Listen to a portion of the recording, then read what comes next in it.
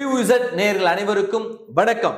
ரெண்டு விஷயத்த நான் பேசி ஆகணும் அப்படின்னு நினைச்சுக்கிட்டே இருந்தேன். அதுல முதல் விஷயம், எடப்பாடி பழனிசாமி அவர்கள் நேற்று சட்டசபையில செய்த சம்பவம்னு ஒண்ணு இருக்குல்ல, அந்த சம்பவத்தை பத்தியும், இன்னைக்கு பிரேமலதா விஜயகாந்த் அவர்களும் அவருடைய தம்பி சுதீஷ் அவர்கள் இவர்கள் இரண்டு பேரும் செய்து கொண்டு சாட் ஜிபிடியை வம்புக்கு இழுத்த அந்த இரண்டு சம்பவங்களை பத்தி நாம் பேசியே ஆகணும்.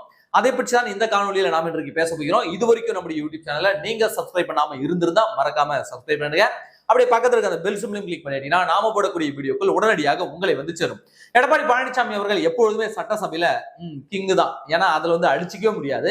ஏன்னா இவங்க ரெண்டு பேரும் குடும்ப சண்டையை தான் பேசி ரெண்டு பேரும் மாத்தி மாத்தி அடிச்சுக்கிறாங்க.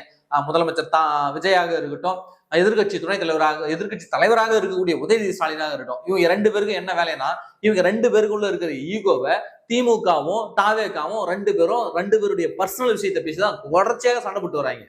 இந்த சட்டப்பேரவை கூட்டத்தொடர் தொடங்குனதுல இருந்து எடப்பாடி பழனிசாமி அவர்களுடைய பேச்சையும் அதிமுக எம்எல்ஏக்கள் பேசக்கூடிய பேச்சையும் நீங்க கூர்ந்து கவனிச்சீங்கன்னா மிகப்பெரிய ஆக்கப்பூர்வமான விஷயத்தை பேசிட்டு இருக்காங்க. எல்லாரும் சொல்லுவாங்க திமுக மாதிரி எதிர்கட்சி இருக்க முடியாது, திமுக எதிர்கட்சியாக தான் சிறப்பாக செயல்படுவாங்க அப்படிதான் சொல்லுவாங்க. ஆனா இன்றைக்கு அந்த திமுக தான் இருக்கிறதுல கன்றாவியா செயல்பட்டு இருக்கு.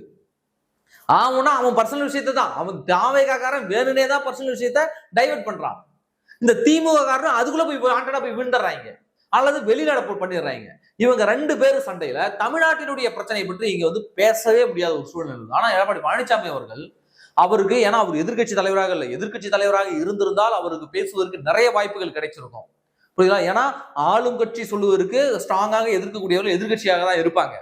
அப்ப எதிர்கட்சி தலைவராக இல்லாத போதும் கூட தனக்கு கிடைக்கக்கூடிய அந்த சொற்ப வாய்ப்பு இருக்குல்ல, அந்த சொற்ப வாய்ப்பையும் மிக அழகாக பயன்படுத்தி சபையை திரிக்க விட்டுட்டு இருக்காரு அப்படிதான் நம்ம சொல்லணும்.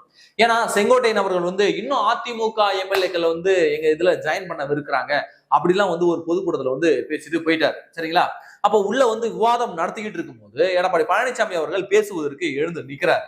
பேசுவதற்கு அனுமதி தாங்க, நீங்க எங்களுக்கு புறக்கணிக்கிறீங்க அப்படின்னு சொல்லி எழுந்து நிக்கிறாரு. சபாநாயகர் வந்து ஏன் நிக்கிறீங்க, அதெல்லாம் உட்காருங்க, நிக்கலாம் கூடாது, ஏன் நிக்கிறீங்க, அதான் பேசிக்கிட்டு இருக்காங்களா அப்படின்னு உடனே எடப்பாடி பழனிசாமி அவர்கள் சொல்றாரு, ஏங்க நீங்க பேச வாய்ப்பு கொடுக்கலாம், நாங்க எழுந்துச்சு நிற்பதாங்க செய்வோம். புரியுதுங்களா? எங்க கட்சியில இருந்து ஒண்ணு விலைக்கு போனோம், ஒண்ணு விருப்பப்பட்டு விலைக்கு போகல. அப்படி விருப்பப்பட்டு விலைக்கு போறவனா எலெக்ஷன் முன்னாடியே விலைக்கு போக வேண்டியதானே அப்படின்னு சொன்னதோடு மட்டுமல்லாமல் மொத்த அதிமுக எம்எல்ஏவும் கூட எழுந்துச்சு நின்ட்டாங்க. இவர் சபாநாயகர் இருங்கன்னு சொல்றாரு. அப்ப எடப்பாடி பழனிசாமி ஒண்ணு சொன்னாரு பாருங்க, ஏன் உன் கட்சி எம்எல்ஏ எங்களுக்கு விலைக்கு வாங்க தெரியாதா, உன் கட்சி எம்எல்ஏக்கெல்லாம் விலைக்கு வாங்க முடியாதா அப்படின்னு கேட்டு போட்டு பொல பொழுந்துட்டாரு. செங்கோட்டையனை பார்த்து இவெல்லாம் பேசுறதுக்கே தகுதி இல்லை, இவனெல்லாம் என்ன அருகதை இருக்கு அப்படின்னு கேட்டு வச்சுட்டாரு. கொஞ்ச நேரத்துல சட்டசபையை அப்படியே அதிர்ந்து போச்சு. ஏன்னா இந்த மு.க. ஸ்டாலின் குரூப், திமுக எம்எல்ஏ உதயநிதி ஸ்டாலின் இவங்க எல்லாம் ஏதாவது பேசுறான்னு வச்சுங்க, ஆப்போசிட்ல இருக்கக்கூடிய ஆதவ அர்ஜுனா, ராஜமோகன், செங்கோட்டையன் எல்லாரும் ஏறி பாஞ்சு வந்து கடிக்க வருவாங்க. ஆனா எடப்பாடி பழனிசாமி அவர்கள் நேற்று ஆளுநர் உத்தரத்தாண்டத்துக்கு ஒருத்த மூஞ்சில ஈயாடல. அத்தனை பேரும் அப்படி நமது வார்த்தை பொத்திக்கிட்டு உட்காந்துருந்தாங்க. எப்படி அவங்களால பேச முடியும்? எப்படி அவங்களால பேச முடியும்? என்ன இது ரிப்போர்ட் இவங்களால திரும்ப பதில் சொல்ல முடியும், என்ன ரிப்ளை கொடுக்க முடியும் இவங்களால? அதுக்கு அருகதை இருக்கு அந்த தாவேகாரங்களுக்கு? எங்க எடப்பாடி பழனிசாமியை பார்த்து இப்ப கிண்டலா ஐயா பேச சொல்லுங்க பார்ப்போம், என்ன நடக்கணும் அவங்களுக்கு தெரியும் நல்லா. இதுல எடப்பாடி பழனிசாமி அவர்கள் பேசின வார்த்தையை வந்து ரொம்ப ரொம்ப ரொம்ப ரொம்ப முக்கியமானது. கட்சி ஆரம்பிச்சு 2 வருஷம் தான் ஆகுது, மெஜாரிட்டி கவர்மெண்ட் எல்லாம் கிடையாது, 108 பேர் தான் தாவேகாவினுடைய எம்எல்ஏ. புரியுதுங்களா? 118 கிட்ட பெரும்பான்மை வேணும், மீதி 10 எம்எல்ஏ தாவே கிட்ட கிடையாது. ஏதோ மக்கள் என்னமோ பரிபூரண ஆசீர்வாதத்தோடு உங்களை தூக்கி முதலமைச்சர் ஆக்கல. 234 தொகுதியில 108 நீங்க வேணும்னு சொல்லியிருக்காங்கன்னா மீதி 126 தொகுதி மக்கள் நீங்க எனக்கு வேணான்னு சொல்லி ஓட்டு போட்டிருக்காங்க. பெரும்பான்மையோட ஆட்சி அமைக்கல, மக்கள் முழு ஆதரவோட ஆட்சி அமைக்கல. இது மைனாரிட்டி கவர்மெண்ட்.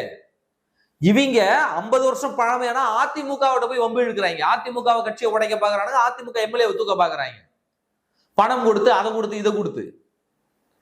நான் ஒண்ணு சொல்றேன், திமுகவால தாவேகா எம்எல்ஏவை தூக்க முடியுமா முடியாதா? எடப்பாடி பழனிசாமி அவர்கள் நினைத்தால் தாவேகா எம்எல்ஏக்களை தூக்க முடியுமா முடியாதா?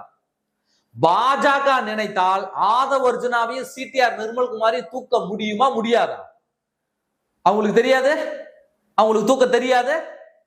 இந்தியாவில் எவ்வளவோ பெரிய மாநிலத்தோட கண்ணெல்லாம் விரல விட்டு ஆட்டிட்டு வந்திருக்காங்க. மம்தா பானர்ஜி எல்லாம் எப்பேற்பட்டாலும் இன்றைக்கு கட்சியே இல்லாம சின்ன சுக்குநூறு ஆக்கி வச்சிருக்காங்க. அரவிந்த் கெஜ்ரிவாலை தூக்கி உள்ள வச்சு பிடிக்கி இருக்காங்க. அவங்களுக்கு தெரியாது தாவேக எம்எல்ஏவை என்ன பண்ணணும், இப்ப அமைச்சரா இருக்கிறவங்க என்ன பண்ணணும்னு அவங்களுக்கு தெரியாது? இல்ல அதிமுகவுக்கு தெரியாதா? விலைக்கு வாங்க தெரியாதுன்னு நினைச்சிருக்கீங்களா? இந்த தாவேகா பாய்ஸ்லாம் ஓவரா ஆடிக்கிட்டு இருக்காங்க. இல்ல டிஎம்கேவுக்கு தெரியாதா விலைக்கு வாங்குறதுக்கு? அவங்க 3 பேருக்குமே தெரியும் எந்த நேரத்துல ஓட விட்டு உதைக்கணும்னு 3 பேருக்குமே தெரியும். இப்ப ஒருவேளை ஆதரவு வாபஸ் வாங்க வச்சு இப்ப ஆட்சியை கவிழ்த்தாங்கன்னு வச்சுக்க, தமிழ்நாடு மக்கள் என்ன பண்ணுவாங்க? ஐயோ பாவம் பிள்ளையாண்டா வாபஸ் வாங்கிட்டாங்க, எங்க பாருங்க காலை மாறி விட்டாங்க அப்படின்னு தமிழ்நாடு மக்கள் பேச ஆரம்பிச்சிருவாங்க. இவனுக்கு தியாகி ஆயிடுவானுங்க. எப்படி? இவனுக்கு ஒண்ணும் தெரியாதவங்க தமிழ்நாட்டை அந்த 100 நாள சீரழிச்ச இவனுங்க தியாகி ஆயிடுவானுங்க. அப்போ ஒருபோதும் அந்த முட்டாள்தனமான வேலையை அதிமுகவோ திமுகவோ பாஜகவோ செய்யாது. நினைச்சாங்கன்னா ஒரே நாள்ல சொல்லி முடிச்சிருவாங்க. இந்த ஆட்சி ஒரு நாள் தாங்காது நினைச்சாங்கனாக்க, ஆனா செய்ய மாட்டாங்க. சரி, மக்கள் உனக்கு ஆதரவு கொடுத்துருக்காங்க, சரி நீ என்ன புடுங்க முடியும், நீ என்ன கிழிக்க முடியும் காட்டு. அதனாலதான் அமைதியா இருக்காங்க. நீ காட்டு, நீ தான் பெரிய புடிங்கன்னு சொல்லிட்டு வந்தல்ல, மாற்றத்தை நொட்ட போறோன்னு வந்தல்ல, செஞ்சு காட்டு. அப்பதான் உன் யோக்கியதை உன் அருகதை என்னன்னு இவங்களுக்கு தெரியும் அப்படின்னு சொல்லிதான் 3 கட்சியும் அமைதியாக வேடிக்கை பார்க்கிறது. அப்போ உன்னால எதுவும் புடுங்க முடியாது, இல்ல என்னால முடியாதுன்னு நீ மக்கள் மத்தியில அம்பலப்பட்டு அசிங்கப்பட்டு நிக்கும் போது மக்கள் உன்னுடைய சுயரூபத்தை, இங்க தமிழ்நாடு நல்லா இருக்க தமிழ்நாடு மதக்கலவரம் தூண்ட முயன்ற உன்னுடைய சுயரூபத்தை, வளர்ச்சியின் பாதையில் சென்று கொண்டிருக்கக்கூடிய தமிழ்நாட்டை சீரழித்த உன்னுடைய சுயரூபத்தை, உன்னுடைய கையாளாக தனத்தை, ரூட் மாஃபியாக்களை வச்சு வெறும் பொய்யை மட்டுமே பரப்பி ஆட்சிக்கு வந்த உன்னுடைய பொய் முகத்தை இந்த தமிழ்நாடு மக்கள் பார்த்து காரி துப்புற அன்னைக்கு உன்னுடைய ஆட்சி விழும். புரியுதா? அது வரைக்கும் ஆட்சியை கவிழ்ப்புறது அவங்க முட்டாள் கிடையாது. நீ யாருன்னு இந்த தமிழ்நாடு மக்கள் மத்தியில் உன்னை அம்பலப்படுத்தணும்ல, தமிழ்நாடு மக்களுக்கு நீ தெரியணும்ல நீ எப்பேற்பட்ட தீய சக்தின்னு. அதற்காக விட்டு வச்சிருக்காங்க. 2 வருஷம் கட்சி ஆரம்பிச்சு நீ இவ்வளவு ஆடுறனா இவங்களுக்கு எத்தனை பேர் பார்த்துட்டு வந்திருப்பாங்க, எத்தனை அரசியல் காய் நகரத்துல நவுத்திட்டு வந்திருப்பாங்க. அவங்களுக்கு தெரியாது என்ன பண்ணணும்னு. இப்பவும் சொல்றேன், திமுகவோ அதிமுகவோ பாஜகவோ நினைத்தால், ஏன் இன்னைக்கு விஜய் தான் பிரதமர் வேட்பாளர், ராகுல் காந்தியை நாங்க ஏத்துக்க மாட்டோம்னு நீங்க சொல்றதால இன்னைக்கு காங்கிரஸ் நினைச்சதுன்னா 1 மணி நேரத்துல ஆட்சி இருக்காது, கிழிஞ்சிடும் டவுசர். அப்போ ஆணவத்துல ஆடாதீங்க. மக்கள் தீர்ப்புக்கு மதிப்பு கொடுத்து அத்தனை கட்சிகளும் அமைதி காக்கிறாங்க. சரி, மக்கள் ஒரு வாய்ப்பு கொடுத்துருக்காங்க, நம்ம பாப்போம் என்ன பண்றாரு அப்படின்னு சொல்லிட்டு இந்த தலைக்கணம் இதெல்லாம் ஆடினீங்கன்னா ஒருத்தம் இடுப்புல டவுசர் இருக்காது, ஞாபகம் வச்சுக்கோங்க. ஆதவ ஒரிஜினலா அவ்வளவு விஷயத்துல சிக்கல்ல மாட்டி இருக்காரு. புரியுதுங்களா? தூக்கி உள்ள வச்சு குமுறதுக்கெல்லாம் ரொம்ப நாள் ஆகாது. எனவே இந்த ஆணவ பேச்சை விடுங்க. மக்கள் உங்களுக்கு ஒரு வாய்ப்பு கொடுத்துருக்காங்கன்னா அந்த வாய்ப்பை பயன்படுத்தி கொண்டு முடிந்த அளவுக்கு நன்மை செய்வதை பாருங்கன்ற. சரி, இதுதான் ஒரு பக்கம் ஜோக்கர், இப்படி ஜோக்கர் கூத்து இவங்க டிவிக்காரங்க சட்டசபையில் நடத்திட்டு இருக்கானுங்க அப்படின்னா, இந்த பக்கம் பிரேமலதா விஜயகாந்தும் அவங்க தம்பி சுதீஷும் மால்ல பாவம். அந்த மனுஷன் விஜயகாந்த் அவர்கள், கேப்டன் அவர்கள் நல்லபடியா ஒரு கட்சியை ஆரம்பிச்சு நல்லா இருந்தார். ஒருவேளை ஒரு உடல்நிலை நல்லாக இருந்ததுன்னா இன்றைக்கு நிலைமையே வேற, தமிழ்நாடு அரசியல் நிலைமையே வேற.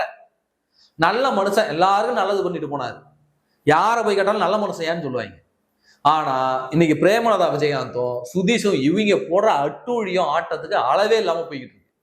இன்னைக்கு பிரஸ் மீட்ல உட்காந்துக்கிட்டு 2 பேரும் என்ன தெரியுமா சொல்றாங்க? பிரேமலதா சொல்றாங்க, சுதீஷ் சொல்றாரு, சிறந்த சட்டசபை எம்எல்ஏ யார் அப்படின்னு சாட் ஜிபிட்ட போய் கேளுங்க, எங்க அக்கா பிரேமலதா பேர் தான் வருது. சட்டசபையில் சிறப்பாக செயல்பட்டவர் யார், தமிழ்நாடு சட்டசபையில சிறப்பாக செயல்பட்ட எம்எல்ஏ யார் அப்படின்னு சாட் ஜிபிட்ட கேளுங்க, எங்க அக்காவோட பேர் தான் வருது. எங்க அக்கா அந்த அளவுக்கு சிறப்பா செயல்படுறாங்க அப்படின்னு இவங்க அக்காவை இவர் புகழும். அந்த பக்கம் பிரேமலதா அவர்கள், நீங்க சாட் ஜிபிட்ட கேட்டு பாருங்க, நாடாளுமன்றத்தின் சிறந்த உறுப்பினர் யார் அப்படின்னு கேட்டு பாருங்க, சுதீஷ் பேர் தான் வருது. நீங்க சாட் ஜிபில போட்டு செக் பண்ணி பாருங்க அப்படின்னு அக்காவும் தம்பியும் மாறி மாறி புகழ்ந்துக்கிறாங்க. இது என்ன கருமம் எலவனே தெரியல. இது என்னடா ஸ்பெஷல் ஐட்டமா இருக்கு அப்படின்னு தோணுது. ஏன்னா கடைசியில சாட் ஜிபில கட்சி நடத்துற அளவுக்கு வந்துட்டீங்களா? சாட் ஜிபில கட்சி நடத்துற அளவுக்கு வரணும். நல்லா இருந்த திமுக கூட்டணிக்குள்ள குழப்பத்தை வர வச்சது, நல்லா இருந்த திமுக கூட்டணியை தோக்கடிச்சது, நல்லா இருந்த திமுக கூட்டணியை நாசமாக்குனது பிரேமலதா விஜயகாந்தும் தேமுதிகவும் தான். உங்க எல்லாருக்கும் நல்லா தெரியும், அங்க 2 சீட்டு 1 சீட்டு சேர்த்து கொடுக்கறதுக்கு திமுகவுடைய கூட்டணி கட்சியான கம்யூனிஸ்ட, காங்கிரஸ, பிசிகாவை என்ன பாடுபடுத்துறாங்க திமுகன்னு உங்க எல்லாருக்குமே நல்லா தெரியும். அப்படி இருக்கும்போது ஓட் பேங்க்கும் கிடையாது, செல்வாக்கும் கிடையாது, இவரால எந்த பலனும் இல்லை அப்படின்ற போது அந்த கட்சிக்கு 10 சீட்டுகளை தூக்கி கொடுத்து ஒரு ராஜ்யசபா சீட்டை தூக்கி கொடுத்து மொத்த திமுக காரன் அவனுங்க மத்தியிலையும் கம்யூனிஸ்டுக காங்கிரஸ் தொண்டர்கள் நிர்வாகிகள் அத்தனை பேர் மத்தியிலையும் மிகப்பெரிய வெறுப்பை சந்தித்து அந்த கூட்டணிக்குள்ள தொண்டர்கள் வரைக்கும் ஒரு மனக்கசப்ப மன விரிசலை உருவாக்குனது இந்த தேமுதிக தான். தேவையில்லாத அன்வான்ட் தொங்கும் சதைன்னுவாங்கல்ல, தேவையில்லாத அன்வான்ட் பர்சனை உள்ள விட்டுது இந்த ஸ்டாலின் செஞ்ச தப்பு. அதனாலதான் இன்றைக்கு இவனுங்க ஆட்சி எழுந்து உட்காந்துருக்கானுங்க. ஏங்க விழிசிக்கா இவ்வளவு நாள் உங்க கூட இருக்குது, இவங்களுக்கு 2 சீட்டு சேர்த்து தர மாட்டீங்களே அப்படின்னு அந்த தொண்டர்கள் கொதிச்சு போய் நேத்து வந்தா இவங்களுக்கு இவ்வளவு கொடுக்குறீங்களே. அது மட்டும் இல்லாம பிரேமலதா விஜயகாந்தன் திருமாவளவன் வந்து பிரேமலதா விஜயகாந்தனுடைய வேட்பாளர் அறிமுக கூட்டத்துல பெயர் சொல்லும் போது பிரேமலதா அவர்கள் எழுந்திருச்சு நிக்கல, ஸ்டாலின் சொல்லும் போது எழுந்திருச்சு நிக்கிறாங்க. அப்ப இதையெல்லாம் அந்த தொண்டர்கள் மத்தியில மிகப்பெரிய விரக்தியை ஏற்படுத்தி தான் அந்த கூட்டணிக்குள்ள தொண்டர்களுக்குள்ள ஒற்றுமை இல்லாமல் அந்த கூட்டணியே சதஞ்சு சின்னாபின்னமா போச்சு. ஒருவேளை இவங்களுக்கு 10 இடம் கொடுத்ததுக்கு பதிலாக 4 இடம் கொடுத்தா அந்த 6 இடத்துல போட்டிட்டு ஒரு 3 இடத்துல திமுக ஜெயிச்சிருந்தா கூட திமுகவுக்கு லாபமா இல்லையா? சொல்லுங்க பாப்போம். இப்ப தெரியுதுங்களா எவ்வளவு பெரிய ஒரு கேடுகட்ட செயலை இவங்க செஞ்சிருக்காங்கன்னு. அப்போ இந்த மாதிரி கட்சி மாறி அந்த கட்சியை தோக்கடிச்சு அங்கேயும் இங்கேயும் மாறி மாறி கூட்டணி வச்சு வசூல போட்டு இன்னைக்கு கடைசியில சாட் ஜிபில கட்சி நடத்துற அளவுக்கு வந்திருக்கு. அடுத்த எலெக்ஷனா காணாம போயிடும் போல. எப்படி அடுத்த எலெக்ஷன் காணாம போயிடும் போல. மக்கள் பிரச்சனைக்காக என்னைக்காவது தேமுதிக வந்து போராடி இருக்கா? பிரேமலதா அவர்கள் போராடி இருக்காங்களா? சுதீஷ் அவர்கள் போராடி இருக்காங்களா? ஒரு போராட்டத்தை காட்டுங்க பார்ப்போம். வாய முடிட்டு 4 வாரத்தையும் பொத்திக்கிட்டு இருக்காங்க. நல்லா வசூல போட்டாங்க, சம்பாரிச்சாங்க, சந்தோஷமா செட்டில் ஆயிட்டாங்க. அந்த நல்ல மனுஷன் பேரை இன்னைக்கு நார் அடிச்சுக்கிட்டு இருக்காங்க. கடைசியில சாட் ஜிபி வச்சு நீ கட்சி நடத்துறாங்க. அக்காவை தம்பி புகழ்வதும் தம்பி அக்காவை புகழ்வதும் மாறி மாறி புகழ்ந்து கொண்டு ஒன்னும் புரிய தொண்டர்களுக்கு நல்லா விபூதி அடிச்சுட்டு இவங்க எஸ்கேப் ஆயிட்டாங்க. அந்த நல்ல மனுஷனுடைய பெயரை அசிங்கப்படுத்திட்டு இருக்காங்க. புரியுங்களா? அப்போ தேமுதிக, கம்யூனிஸ்ட், பிசிகா, மதிமுக இவங்க எல்லாம் ஒரு குரூப். இந்த குரூப்புக்கு என்ன வேலைனா அதிகாரம் எங்க இருக்குதோ அங்க போய் உட்காந்துட்டு வசூலை போட்டுக்கிட்டு கேட்டா மக்கள் நலன், பாசிச பாஜக எதிர்ப்பு, சாதியவாத எதிர்ப்பு, மதவாத எதிர்ப்பு அப்படின்னு அரிதாரம் பூசிக்கிட்டு உட்காந்துக்கிட்டு எந்த பக்கம் போறதோ பச கிடைக்கணும் அந்த வேலையை தான் பார்த்துட்டு இருக்காங்க. இவர்களை எல்லாம் தமிழ்நாடு மக்கள் நீங்கள் அங்கீகரிக்கணுமா என்ற ஒரு ஒற்றை கேள்வியை உங்க முன்னாடி வைக்கிறேன். சரிங்களா? அப்போ சட்டசபையில தயவு செஞ்சு மக்கள் பிரச்சனை பத்தி பேசுங்க. இந்த தாவேகாரன் திமுக காரன் உன் குடும்ப சண்டையெல்லாம் தெருவில் வச்சுக்க, வீட்டுல வச்சுக்க. சட்டசபை அதற்கானது அல்ல. அதிமுக மிகச் சரியான வழியில் பயணித்துக் கொண்டிருக்கிறது. வெற்றி நிச்சயம் அவர்களுடைய வசமாகும். நன்றி.